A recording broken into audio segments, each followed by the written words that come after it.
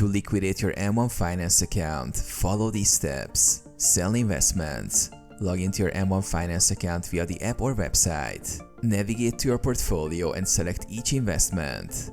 Click on each asset to adjust its allocation to 0% or sell it entirely by editing your pie. M1 Finance will execute the sales during the next trading window, converting your holdings into cash. Withdraw funds. Once all investments are liquidated and cash is available in your account, go to the transfer section. Initiate the transfer of the cash balance to your linked bank account. Ensure that all funds are moved out before proceeding.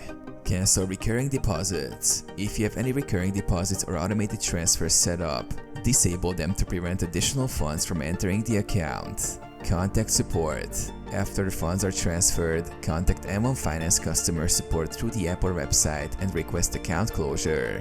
They will guide you through any additional steps or provide confirmation. Confirm closure.